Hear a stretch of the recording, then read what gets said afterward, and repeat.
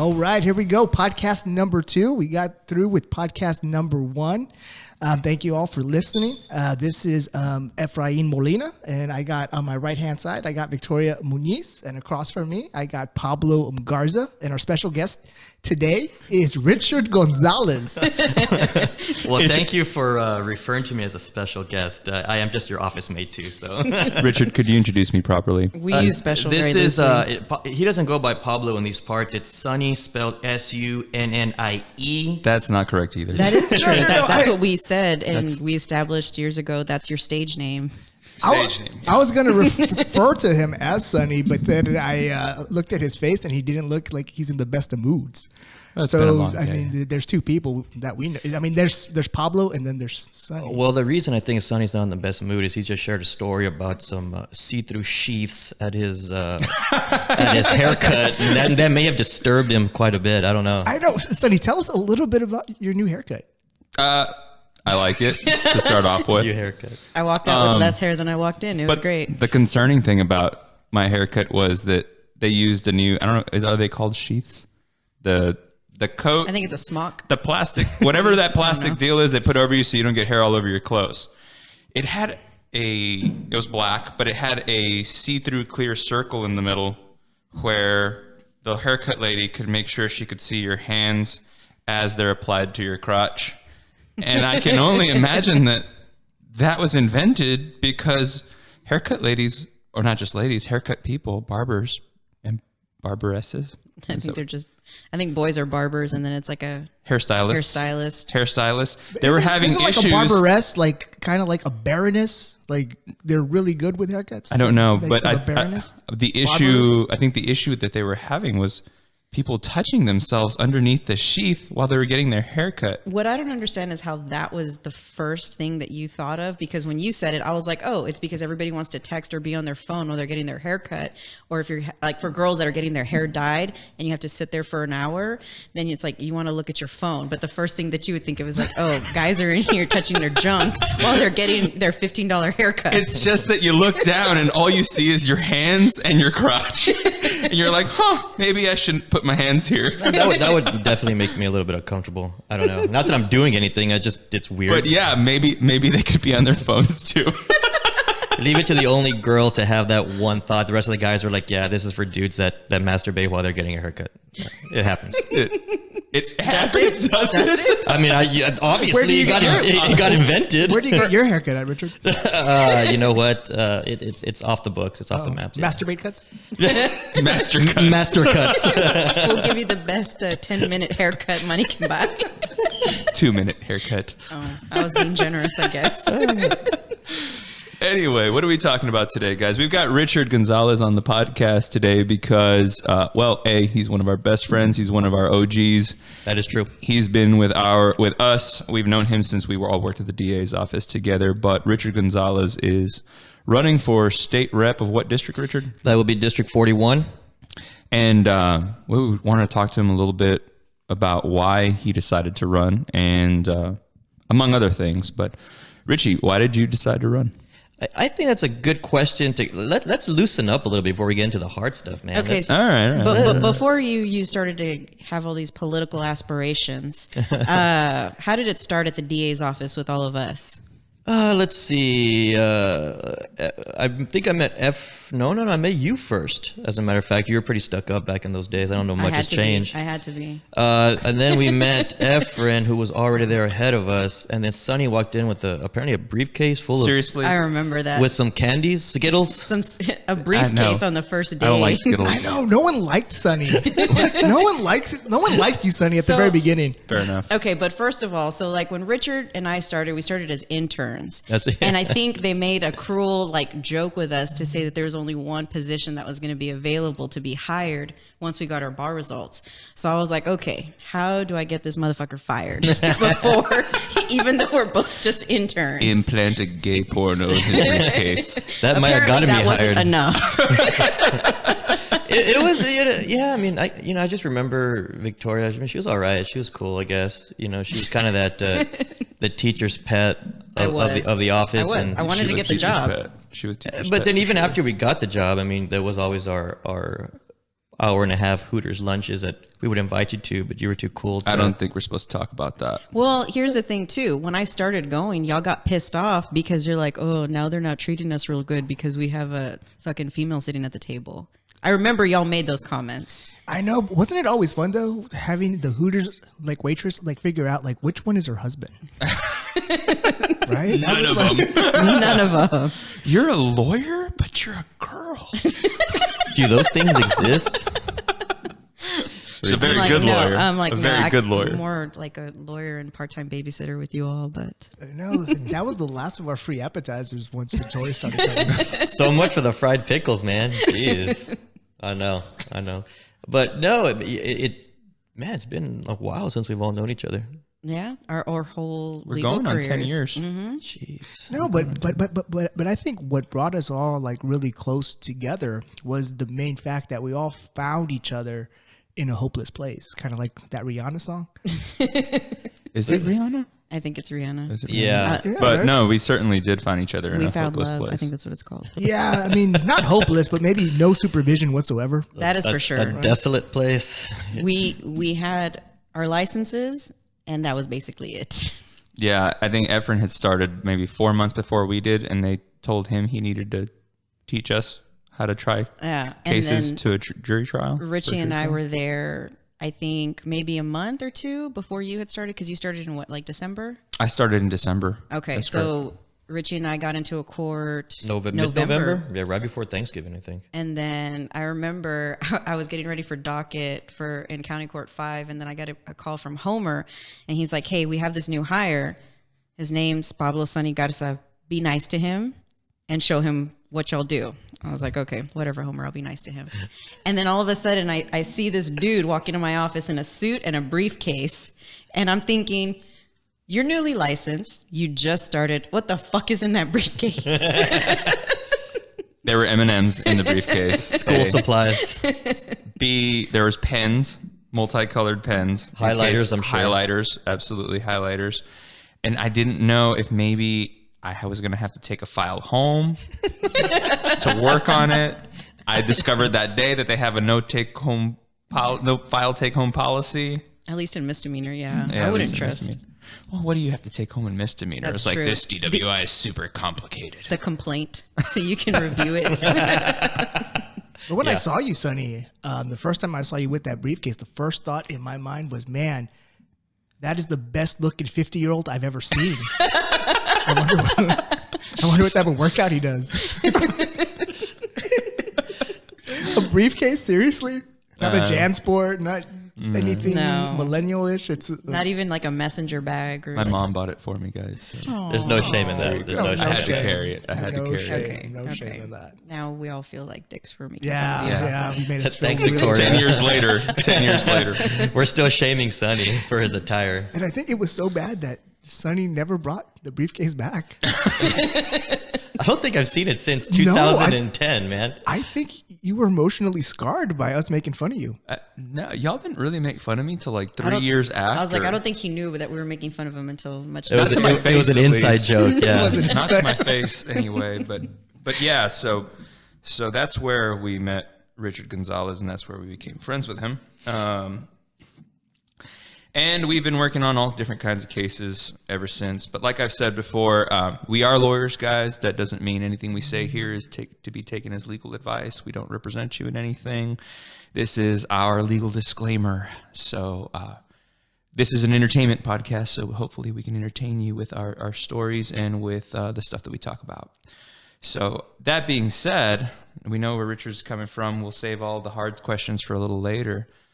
So, Richard, with new lawyers, I mean, we all started at the DA's office. Would you like recommend like a new lawyer like going straight into private practice, or I'm working in the DA's office? DA's office or other. Do not go straight into private practice. No. I'm glad I did not do that. I'm glad none of us here did that. It's Well, Sonny technically did. did he? Sonny, Right on the bat? Well, Sonny, you were working for a little bit at a firm. I was working at a law firm, but that's Richard said DA's office or other. Oh, okay. But Yeah. just go solo. I mean, think about it. I mean, I think back to like my first day. I didn't know what in the hell I was doing. I didn't know None of us shit. did. I was None of us lost, and I was lost for a while. Nothing else no other way to say it. But I mean, I recommend it to anybody that'll ask. Young lawyers that are about to take the bar or whatnot, and they're just graduating. Do you think the DA's is a good place to start? I'm like, yep, go do it. Go put in a year or two or however many you want, but get comfortable, learn some things, and then go do whatever you want. But Sonny and I have talked about it before. It's probably also a good idea to go work not only in the DA's office, but then go work for like a plaintiff's firm somewhere and learn civil law. We've talked about it before, that's true, but I'd go DA's. If I could do it over again, I'd go DA's office and then defense firm. And by defense firm, I mean like defense firm for civil cases, insurance defense. And then come out and do plaintiff's work. Because then you know everything there is to know about criminal law from working in the DA's office. Then you know anything that you could use against a plaintiff on the defense side, and you're just armed to go do plaintiff's work. Problem is plaintiff's work's really risky, but that's what we do. But not only that, I feel like everybody who I know that does defense work, civil defense work, hates their job. Like, it's like a soul-sucking deal. I mean, I think, I've heard that from a lot of people. That's not something that they like go home and they're like, fuck yeah, I did an awesome job today defending this insurance company. Yeah, well, no, and it's billable hours too, right? So, you're keeping track of your time, at a 0.6 of an hour for every, So it's just miserable. It's hard to do that. It's tedious. And then, you have to negotiate with the insurance companies as to what they're actually going to pay for the time that you build, because they don't pay it all. They're like, I've heard that they'll argue with you with regard to the work that you did. And they'll say, oh, you did this legal research. Well, we expect you to know that already. I'm not sure if that's true, but I've heard that's what happens. I don't know. I think so. It can be pretty miserable. I think going back to originally like what you would tell somebody who's like just starting out, I think the DA's office, regardless of what you'd want to do like later on in your career, the DA's office, you're never going to get any type of trial experience anywhere else than that. And I think one attorney that I worked for, I interned for, was when I was in law school, she just said your biggest bargaining chip is going to be not being afraid to go into a courtroom. Like once you go up against somebody and you know that they will not try a case, you've basically already won. And so I think that that's one of like the biggest bargaining chips that you have. So even though the pay sucks, it's like super unthankful a lot of times. It's a lot of crap. Sometimes you just don't have the same resources that maybe like a big private firm would. You're talking about working at the DA's office. Working at the DA's office. Yeah.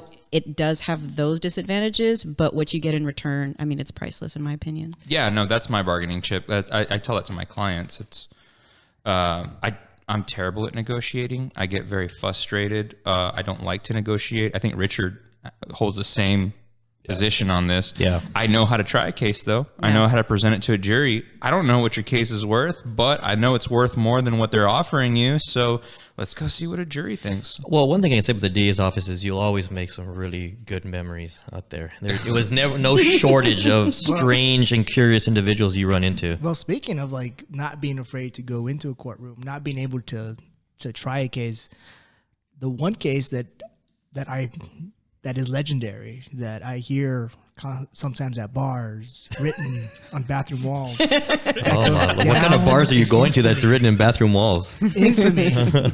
It is, I mean, I don't know how to refer it. I mean, since you're running for office, I would encourage you not to refer to him as this, but I will. The horse fucker. I remember that gentleman. Yeah. So we use the word gentleman very loosely in this group. Yeah, it is.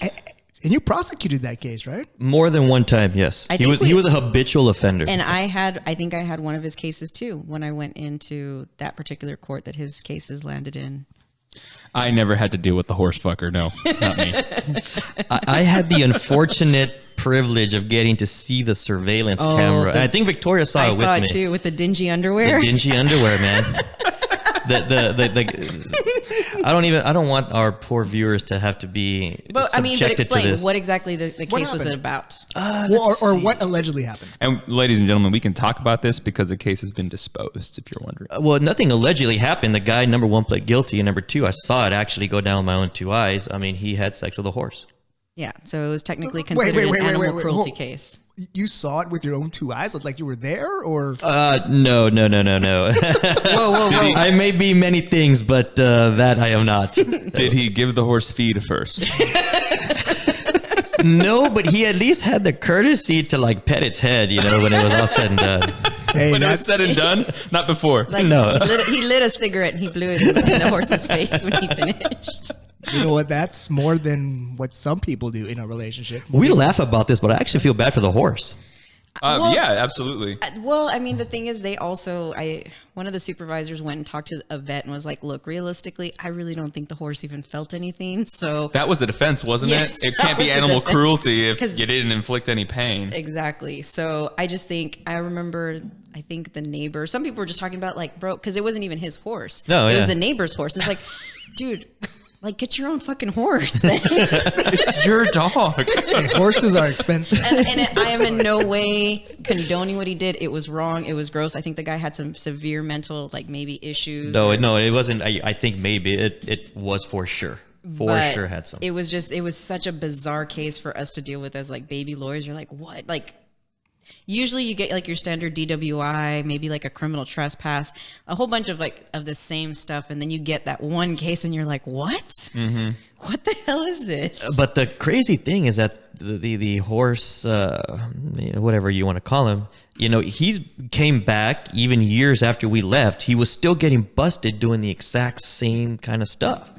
I mean, I wonder if it was the same horse. He probably knew you left the DA's office. It's an addiction. he was addicted to the horse, man. I feel sorry for that horse. It's unfortunate. It's weird. It's weird. Very weird. And then the other place where I heard that they still speak of your praises is the McAllen Animal Shelter.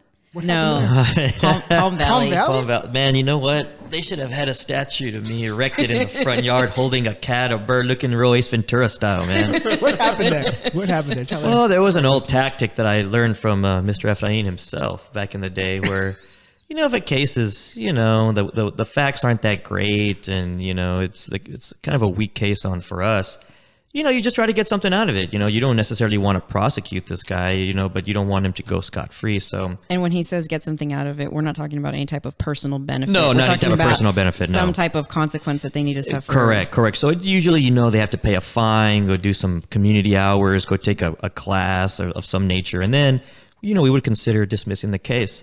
Well, I have a soft spot for animals, so I would tell people, okay, well, you know what? Why don't you go and make a donation to the Palm Valley Animal Shelter and bring me a receipt that they received it, and I'll consider dismissing this case, get it, whatever. And that was it.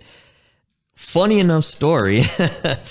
There was a particular case, and there was a particular individual, that went to go make this like a $500 donation or whatnot.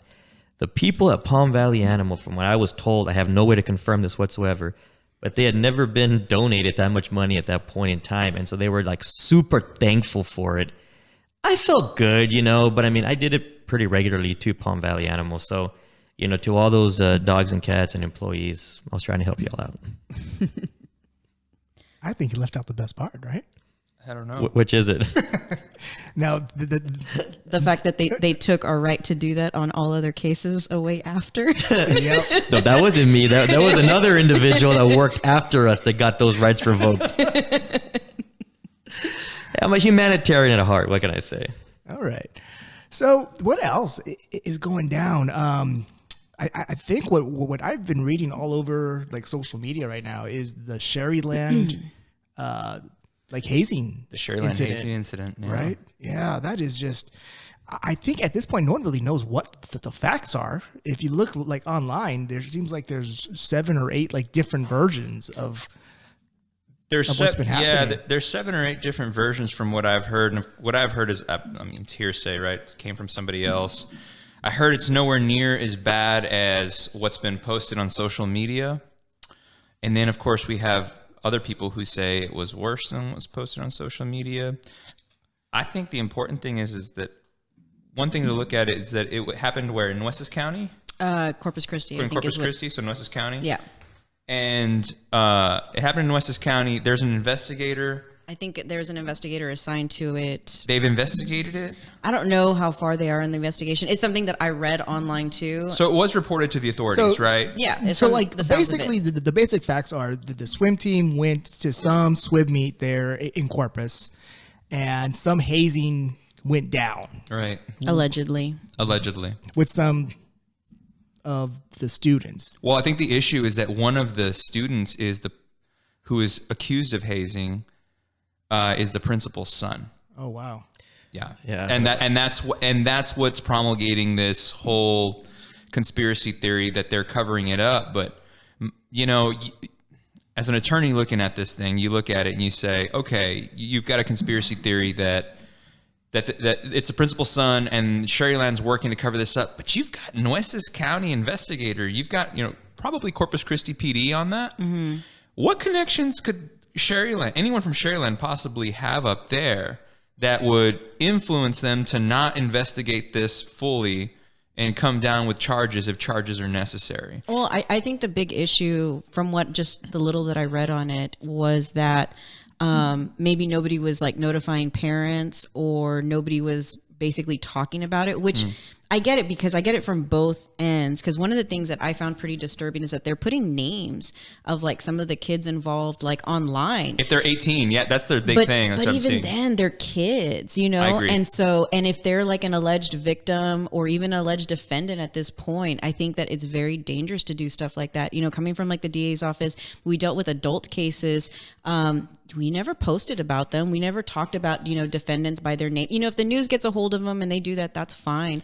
But we would never reveal victims' identification. Most news outlets don't do that because you need some type of privacy for that. And that's not, I don't know. I have a real issue with that. Well, I think what happened is that these social media platforms that are posting it, they forget that it's innocent until proven guilty, right? There's an investigator out there. We can't just go publicly shaming these people until we know that they actually did something, or until a jury decides that they've reviewed all the evidence and they know that, and they decided beyond a reasonable doubt that these people are guilty. That one, do you all remember that? Was it a lacrosse team? That one kid from Was it Duke? The Duke lacrosse. or was it Duke? Yeah, And Duke, they the lacrosse they team. smeared that guy. But why did they smear that guy? He was convicted, but then the punishment that the judge gave him was like a slap on the wrist. And so people thought because the punishment was weak, they wanted to just slander this, not slander him because slander means it's false, but they wanted to post everywhere that he committed this crime and got no punishment for it. But the fact is that it was decided by a jury that he did in fact commit that crime. So I wouldn't have a problem with them posting that everywhere that he was found guilty of that crime. Here, there's been no charges. No. There's been no arrests, and most importantly, there's been no conviction. So to go and smear some 18-year-olds all over social media when A, you don't know the facts, B, you don't know what's contained in that investigation, C, think of how easy it is to. We see it every day. Think of what's required in order for sexual assault charges to be placed on someone. All it takes is one person to say that person, person A sexually assaulted person B. Person B is the one complaining about it, and the charges come down. It's that quick and easy. But the problem is that with social media and just the way the world is changing, I mean, people see a story and it doesn't look good, and they run with their version of the narrative. And as lawyers, I mean, we can at least say, look, we're trained to look at all sides, review the facts, and then make a determination after that. But in the court of public opinion, I don't think it matters. They're going to see a story. They're going to make the narrative whatever they want it to look like. And this may end up being true. And if it is, it is absolutely sick what's going on. But, again, I don't want to jump to a conclusion until I have more information on this whole situation. I think that's what makes us a little different than maybe some other people who jump on the shit on social media. Because I have no problem saying I don't know enough to make a comment Right. about this. And I feel like there's so many people who probably need to say something like that. But so many people, like with Brett Kavanaugh, when that came out, when Dr. Blasey Ford came out and was saying her story or whatever. And so many people were blasting her. You never said anything before. You never did this. You never did that. And it's like, nobody fucking knows, like nobody knows. The only person that really knows what happened was the two of them, and that's it. But to outright just believe one over the other just because your gut tells you something, or it's a conspiracy, or you think this or that, I just think it's very dangerous thinking. Very dangerous thinking, in my opinion. It is, and I mean, all the facts will come out at some point. I mean, we'll learn more, but I mean, if it is, like I said, if it is true, man, I feel really, really bad for the young kid involved and for his family. And then if it's not true, I feel, I mean, it's just, it's so complex of a situation. It's this mob mentality that, people get on the internet and they read something. It's real easy to share it, just click share on Facebook. Now all of that person's friends see it. It's like that. It's like don't fuck with cats. Oh, I don't know what that is. You don't know what that is? Man, great movie. No. Victoria, you want to explain what don't fuck with cats is? okay. I don't know if I want to. I mean, you have cats, so I mean, think it's a you may little- have okay, some- first of all, let me preface this by saying it's not exactly like Don't Fuck with Cats, because the guy in Don't Fuck with Cats was killing cats and then eventually killed a person. Spoiler alert. Eventually killed a person. We need to hold on. Victoria just said something that might impact Richard's campaign. Uh-oh. Because right now, our listeners might believe he is just a cat person, thereby alienating the dog voters. Okay, So, I Richard, love. do you want to chime in on Okay, this? I will chime on this number. Okay, A, yes, I do own 2 cats. B, yes, I know it's weird, but they are a part of my family. They're weird, but they're whatever. But I mean, I've owned dogs. I like animals. I mean, dogs and cats are cool. I mean, they're interesting. Have you ever you all have seen the movie Meet the Fockers, right? Yes. Yeah. Okay. So do you remember there's a scene where Robert De Niro owns a cat? Yeah, I don't know if y'all remember that. He owns a cat, and he's talking to Ben Stiller, and he's like, why I prefer cats over dogs, Fokker? And he's like, well, why? He's like, because you get after a dog. He's like, a dog will come in with its tail between its legs, begging for forgiveness. A cat doesn't give a shit how you feel. It's going to make you earn its affection. I thought that was funny. You have to be a cat owner to understand it. I don't care. I mean, I like cats. I like dogs. I do find that I a don't lot of know. people who have cats, they do have that opinion. Like, you have to earn. And I'm like, no, I don't have to earn shit. You get to live in this house rent free. I feed you. You're not having to fight other animals out I on the essentially street. have 2 ingrate children at home. Okay, they're both obese. They're both spoiled, and they both have pretty bad attitudes. So I mean, it's getting me ready for parenthood. Like father, like son, maybe. I've chilled out a lot recently. I'm married now, so my temperament's gone down. And I'll represent to you that having cats is not getting you ready for parenthood. Yeah, you can't Not just even leave them some close. food and just leave them for the weekend. It's not. I'll tell. Preparing my temperament. I'll tell you the same thing I've told other people who always say, and I love dogs. I have a dog. If something were to happen to my dog, I would be devastated because I love him to pieces. But if someone runs over your dog, really only you and your family, like in your house, are going to care. Someone runs over my kid, everyone's going to give a shit and want to know why I wasn't there. That's true. Then that's when Sonya starts getting shamed in the court of public opinion. Yeah. So let's what and that's 100% true. That's I totally. I get could that. tell he's guilty. Look at his haircut. Look at the haircut. Bunch of assholes. Well, so what is this cat? Yeah, I've seen it on Netflix. I don't want to watch it because I don't feel like I want to see anything. No, So- you want to Tell us, watch Victoria. it. You want to watch it. Okay, so basically and this is a spoiler. So if you haven't seen it and you want to watch it, skip this part. Basically, you have two people that the show or the documentary is kind of following, and they find a link online, and the link goes to a person. You can't really see their face. Basically doing some really cruel shit to some cats, and there's about Vacuum sealed them. yeah.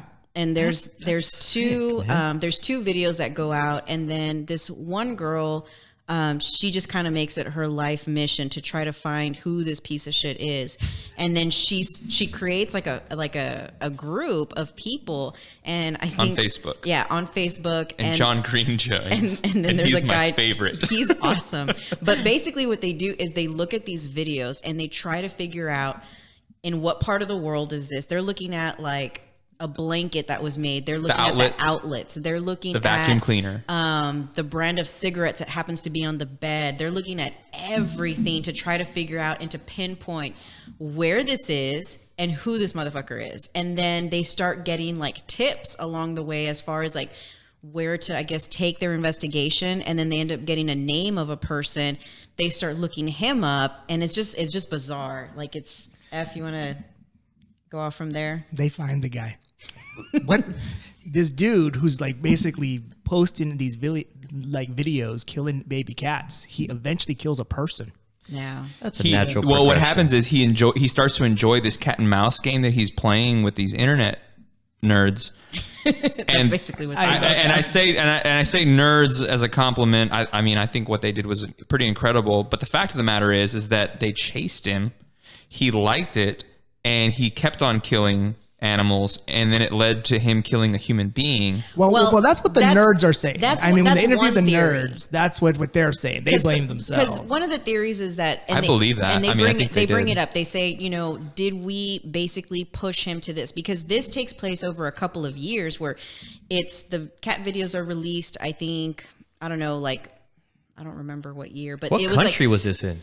Canada. In Canada. And I'm like, really? They're supposed to be Canada. friendly. This is weird. Well, the guy was, I mean, I couldn't even stand looking at pictures of the guy. The guy was so vain and so into himself that it was disgusting to see. Every time he passed by a mirror in these videos, he would stop and check himself out and like fix his hair. But he was like a wannabe male model. Yeah. It was very American Psycho-ish. Well, very American Psycho-ish. Richard's favorite at the movie. very end, It is actually. at the very end, in the last 10 minutes, it sums everything up for you. The guy basically wanted to be Sharon Stone in Basic Instinct. So he was walking around in a dress with no underwear? Just about. I mean, he lived his there's a life. lot of similarities That's that they weird. start like tying together. And the internet people put all that together. Yeah. But the whole thing is that one, did they drive him to become this? Because one of the theories is that he got like pushed so much and started craving so much attention is that harming the cats or harming an animal wasn't going to do it anymore. He had to like move up and like progress to something significantly worse. Or is it that it was going to run that course one way or another, and nobody really knows? I think they gave him what he needed to escalate. I think they did. I don't know. He needed someone to chase them. But I also think that if that's the other thing is that he actually started to create a fucking defense. Oh, that's Years great. A year and a before. half before, this Yeah. guy starts creating a defense. Where he's going to try to blame it on somebody else. So he goes and he talks to an attorney. Named Manny Lopez. And he says, oh, this guy beat me up. He sent him pictures. Like, I used to be an escort. He made me do real fucked up things. And he'd send him pictures of him just beat to shit. He went down to Miami, said that he was kidnapped, reported it to some investigators. And they were like, shit, he started developing this defense over a year before he actually committed this murder. But what made me really sad about it was, he picked a Hispanic name, and you're in Canada. Well, no, because he picked the Hispanic name because Sharon Stone's boyfriend in Basic Instinct was named Manny Velasquez. Oh, that's true. Yeah, that's why he right. picked. That's why I think he it was picked. Vasquez. I heard Velasquez. Maybe One it of was those. Vasquez. But yeah, Manny. But it was Manny. It was Manny. And so that's how they, he's trying to create this defense that this Manny character made him do all this. And then you watch, these people watch Basic Instinct and they're just like, holy crap, he's exactly like Sharon Stone. And then the way he murdered, because he videotaped the murder, the way he murdered it, he was like Sharon Stone straddling the guy and then getting an ice pick and ice picking him. I have a confession to make. I've actually never seen Basic Instinct. I was going to say something horrible, but No. I've never seen that movie. No. No, I've never seen it either. But here's another thing. This was probably one of my criticisms out Sonny, of the we documentary. have two people here that have not seen the movie Basic Instinct. Yeah. I Sorry, don't. guys. I mean, I Movie know. night. I know of the movie, But I think the most important clip was the one they showed in the. Yeah, that's all we needed to see. Sharon Stone was hot back then, by the way. She's still pretty hot for an older lady. Is she? She's I haven't preserved. seen. She's preserved pretty well. I haven't seen. Is she's Antonio Banderas' wife, right, or former wife? That's No, Melanie that's Melanie Griffith. Never mind. Way off.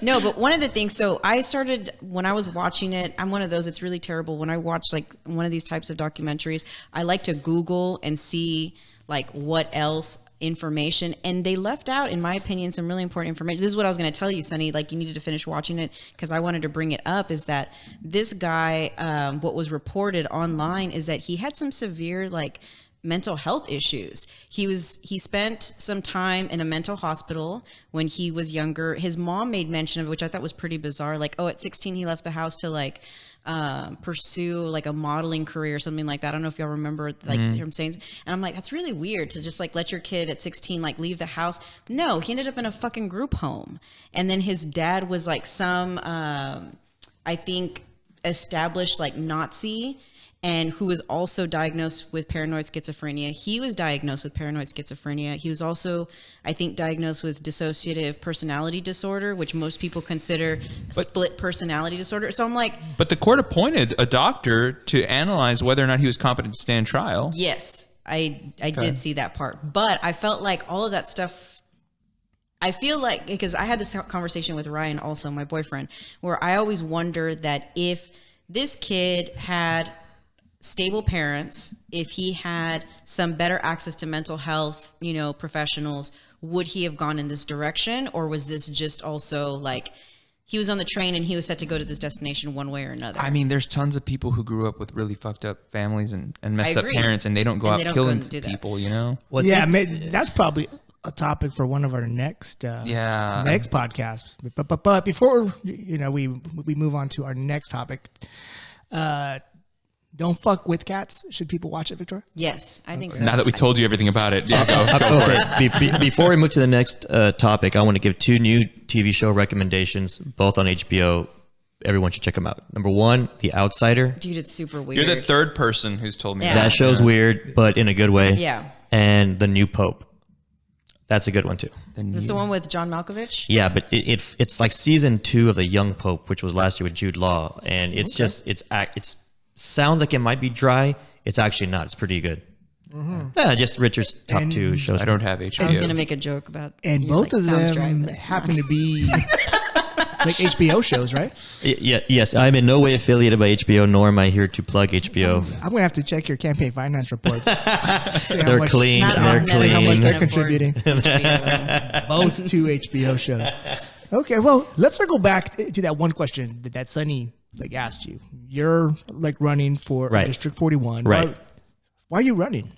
What do you want to do? Well, you got to think about it, guys. I know for you guys know me one way. We're always joking, messing around and stuff like that. But, at heart, it's because at the state level, at least I feel that that's where you can actually make a real difference. You can actually make real change and get things done if you are, a proactive individual. And so it's the place that I think, I can have the most impact, not only for the people down here in the community, but the state as a whole. I've been walking around all over the district, literally walking every day, knocking on doors, talking to people, listening to their concerns. And man, there are a lot of concerns out there. What are some of the gonna say, actual what are some? concerns that Oh, you man. see are kind of pretty popular with everybody? Well, I'll tell you, and it's actually funny that we were talking about that cat documentary, because one of my main platform points, actually it's probably my number 1 platform point, is to promote mental health awareness. And in talking to people, literally almost everybody I know out there has been either a victim themselves of some type of mental illness, know somebody who has some type of mental illness, or know somebody who has committed suicide, or they themselves have attempted suicide in the past. Mental illness, man, if you really, really stop and think and look back over the course of the past 5-10 years, it's only gotten progressively worse. And nobody's talking about it. No one's making it an issue.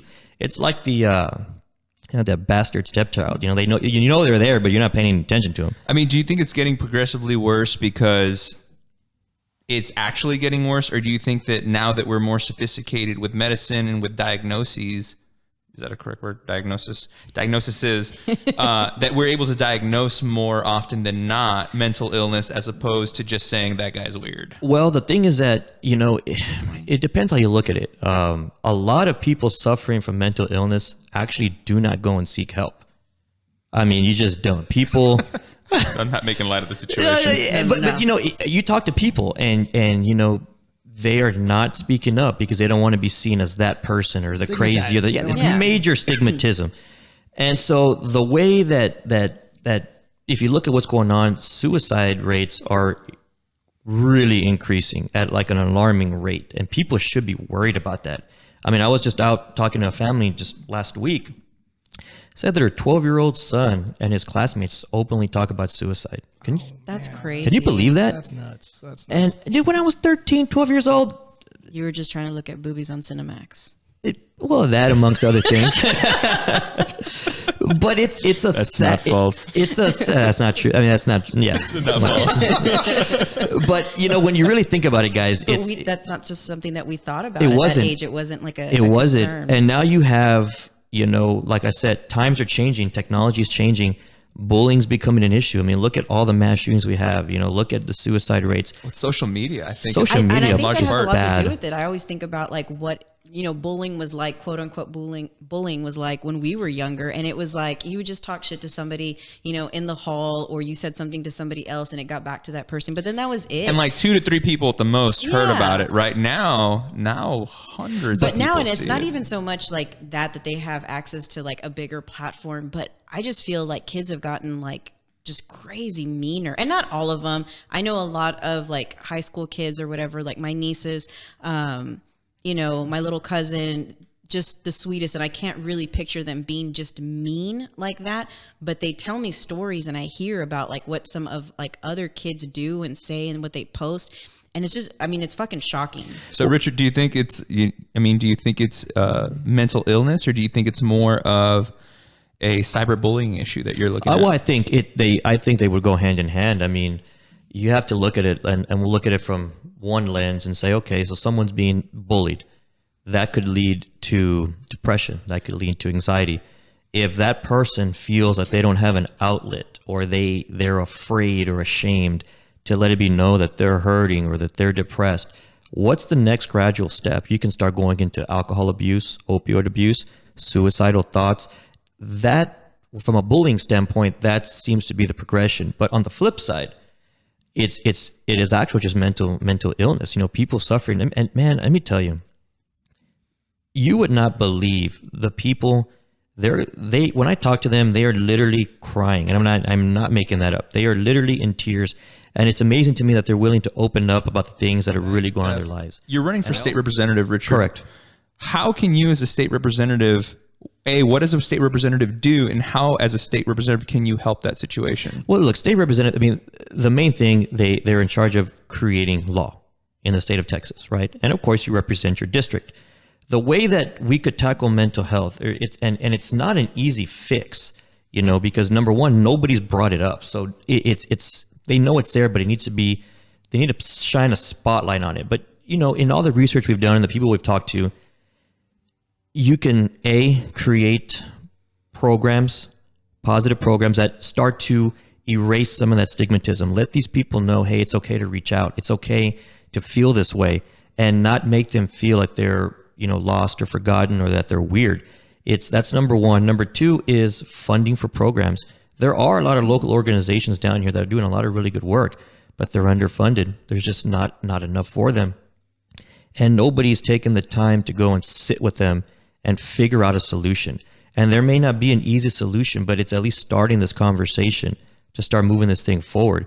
But another big one too are training programs. There's something that I've been looking at where and especially since we have such good access to the UT health system down here and with the medical school, there's something that I would like to explore, in the future, of trying to implement a program where we get some money funded in down here, and we're able to provide a training for first responders, for teachers, for medical professionals, in order to better identify and handle individuals with mental illness. That right now, in the people I've talked to, that is sorely lacking because people just know how to handle it. So acquiring state funding is essentially what you're Funding, trying yes, to do. and just trying to gather support for it. I mean, they need to have somebody stand up for them. They need to have somebody say, "Hey, enough's enough, man." I mean, I don't want to wait till somebody I truly care about kills himself, or somebody who I may know right now is struggling. I mean, I want them to know, "Hey, it's okay. Like, we're here to help you. Don't feel alone." Because when they say they feel alone, they feel forgotten, and they feel like nobody cares. It's always those three things. Well, so like, what made you like want to pick like mental health as your platform? It was just an issue that we looked at, and it was around the time when you're getting a lot of these shootings taking place. I started, people I knew were dealing with some stuff, and I just said, has anybody ever even looked at this? I mean, you're getting funding for insurance, but when it comes to mental health type of issues, there's a massive problem, a major disconnect. And again, it just goes to show that nobody seems to care. Has that been the most prevalent issue that you're finding? Man, let me you're tell you, walking? yes. I talked to so many people, and I mean, I've walked and I've talked to individuals who have worked at Texas Tropical Behavioral, MHMR, when it used to be out there, South Texas Behavioral Systems. I've spoken to people who are part of these local organizations. It is a very, very real problem. And how does that even come up, like in your day-to-day walks, though? I mean, you're talking to your average voter.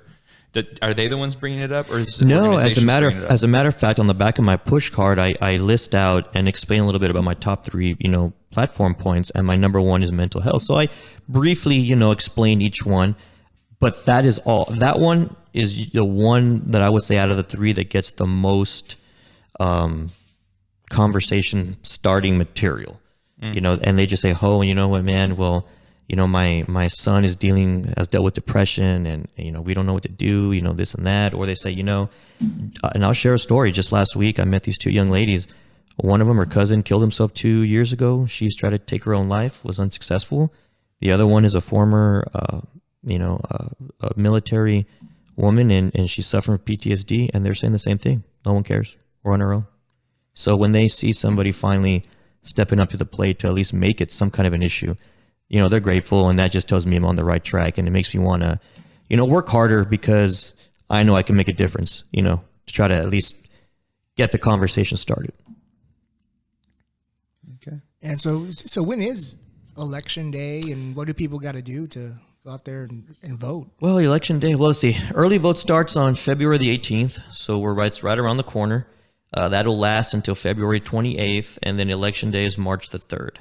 And so, this is going to be an interesting race. Number one, it's a presidential year, so you're looking at much higher voter turnout. But then, in my case, I'm going against an incumbent, someone who's been there for some time. How long has he been there? Since 2012. Okay. And again, to me, it's about, when I talk to people, I just get motivation from the people I talk to, and it's be proactive, be accessible. That's a huge one, and that's one thing that I want to make known to everybody is that with me, I'll never be inaccessible. I'm busy and stuff, but I always take time to return phone calls, to sit, and I want people to feel comfortable, whether they want to go have breakfast with me or go have a beer and shoot the shit, talk about stuff. That's what I'm here for. Now time out. Just to add like a little disclaimer, when they say have breakfast with you, who's paying? Oh, well, I would, of course. Everyone's going to want to have breakfast with you now. Oh, yeah. I'm going to start getting my phone blowing up to start meeting them at all the local spots. Let's have breakfast. I'm going to have to just start meeting Who's in my got the office. most expensive brunch in the valley, guys? I'm going to have Victoria wanting to go to Loretto Bistro on a weekly basis. Hey man, that place is legit. Who does have the best brunch right now? I don't know. Loretto's really good. I like Loretto's there. good. Bodega's got a pretty good brunch. I haven't been. I haven't been. Bodega. Prime has a good brunch. Really? I didn't know that. Yeah. I've never even been to Prime. That's Really? good. I would go check it out. I was skeptical because I think I've heard you all talk about it before. yeah, but off of Sonny's recommendation, I tried it out and I was not disappointed. It was good. And for our listeners that don't know what brunch is, it is for rich people between breakfast and lunch. Well, or it's for people who don't want to get up at 8:00 in the morning and you want to have breakfast food between 11 and 2. For 30-something-year-old millennials. Or it's for people who are hungover from Saturday night That's and need a true. mimosa to get themselves back into the rhythm of things. You say hungover from Saturday night. I'm just like, I'm hungover from like 2 weeks ago. If I drink at this age, it's just like the hangovers are not the same. No. One of my craziest moments with Richard was we were in Las Vegas. Oh, jeez. I don't think 3 I like where a.m.? this story's going. Oh, I know this story. 3 Yeah. a.m. and we are like, We had a long day. we were drinking a lot. So Richard's like, hey, I know what's going to get us back. Mimosas? Mimosas. Sex in the City. And you know what? You know what though? I will tell you, mimosas. So Ryan and I, my boyfriend and I, we went to New Orleans in December for my early birthday celebration, and we got our first day started. Like we got there early, like maybe 9-10 o'clock in the morning. We got started with mimosas. We got fucking hammered. Yeah. And we were in bed by like 9 o'clock at night. But the champagne headache is not a joke, though. Well, here's the thing. I was fine. I felt okay. He was a little hungover. Fast forward to the next day. We start drinking. I eat at night because I'm like, I will feel better in the morning. This guy woke up and he was like, oh my God, I feel so sick. I think I have the flu. And I'm like, bro, you don't have the flu. You're 37 with a hangover. I could see how he could feel he's dying. Yeah, He's like, yeah. no, it's not that. He's like, I never throw up. I haven't thrown up in 7 years. And I'm like, it's okay, babe. You have a hangover. We drink a lot. I can't day drink anymore. I mean, 35 me, years old, I can't day drink anymore. It's a choice. I have to I'm either going to day drink and I'm going to be in bed by 9, Yeah. or I'm going to save it. I'm going to drink a little bit at night and hopefully be in bed by 9. Yeah, same. Yeah, no, yeah, that's about right. You say that, but I know you're lying, Richard. No, I'm not doing that stuff anymore. Well, Richard, well, thank you for coming on the show. Well, And thank you for we having me. appreciate your time. And after the election, I hope I can become a regular on the show. Absolutely. Absolutely. We will I'll give have to you- think about it. I Oh, can yeah, that's contribute right. a lot of Totally. interesting things. I mean, one of the first things that you got to do is once you're elected, number one, do UFOs exist? And number two, where is Sasquatch? Well, I thought you were going to ask who shot JFK. Everyone knows who shot JFK. I mean, that's not It was the aliens. It was the aliens. well, but thank no. you, Richard. Man, we wish you the best of luck. And No, thank you guys. And again, I would just encourage all the gentle viewers and listeners that if you are District 41 voters, please give me some consideration with your vote. And if there's anything I can do for you, you can follow me on Facebook. I've uploaded a bunch of videos and a lot of my message and stuff. You can keep up with what we're doing. It's Richard Gonzales for State Representative HD41 and richardfor41.com. And hey, I'm here for you guys, man. Whatever you need. And we're sponsored by the law office of Ef'n Molina Jr., the Muniz Law Group, and the P. Garza Law Firm. And Sonny, next week we're going to have a very special guest. Who is this? We are going to have someone to come on our show and talk about the event at Bocasio's 2000. Whoa. In which the devil supposedly appeared. This guy was there? This woman was How fucking presumptuous how of you to think that it was a presumptuous man. of Oh me. my Me God. too, Sonny. Me too movement. Hashtag me too. I'm sorry. Okay, first of all, I don't think that fucking applies. We still don't know how doesn't that apply. works. Look, I just want to ask for one thing. The day that you have the man, the myth, the legend, Eli Lynch on this show, please make sure I'm a guest on it. I have to be there for that. I think we have to book with him like 6 months in advance. Will He's he- charging these days. Will he even talk? I mean, if you give him a couple of beers before, you may not get him to shut up. we But have to send him a list of questions that he will approve ahead of time. His through agent has to Our approve of listeners it, are yeah. going to think Eli Lynch is like Manny Lopez. Just doesn't exist. Does he though? Does he? For the 6-month anniversary show, he should be the guest. And I want to make him a professional Googler. I want a fact checker on the table to look up stuff whenever we don't know what's going on. No, I mean, he did approach me one time and he asked me, do you want to know where Jimmy Hoffa's buried? And I don't know what to say. All right. You're like- We got Bocasio's coming up next week. Huh? Yes, we got Bocasio's Bocasio 2000. 2000 awesome. coming up next week. And also, one of us is going to go out to the upcoming McAllen Car Show, one of the biggest car shows in South Texas. Is that you? No, I think we're going to play paper, rock, scissors to see who goes down there. Either you, Victoria, or me. And Let's do it now. Let's do it on the podcast. Or Richard. Well, Richard should be going out there. Well, you know what? get some Look, voters. if Victoria goes, just make sure she doesn't enter the wet t-shirt contest, man. We don't need any of that kind of I stuff. mean, going on. honestly, though, I just really don't think it would be fair for the other contestants. Y'all are getting after me for being presumptuous. That's a me too for sure. But you know what? Here's the thing. For everybody listening, honestly, that is probably one of the nicest compliments he's ever paid me, because as much as I've hung out with these guys for almost 10 years, Yeah. we're like brothers and sisters. Like Very it's just, true. and by By brothers and sisters, he means Richard's our other sister. yeah, he's the middle child that we forget about all the time. But as much as we're just fucking mean to each other, we love each other. Like Very just true, very so true. much. And I think that's because we all know secrets about each other. Oh, So we very don't- much so. Yeah. Some more than others. I don't Yeah. have any secrets. Don't Oh, I go have ahead. some secrets. You have some secrets. You have a box, Sonny. Yeah. That'll be for athletic another, box. that'll be for another show. That's for another show. Different show. Well, Richard, thank you for joining us. Thank you, guys. And listeners, until next time.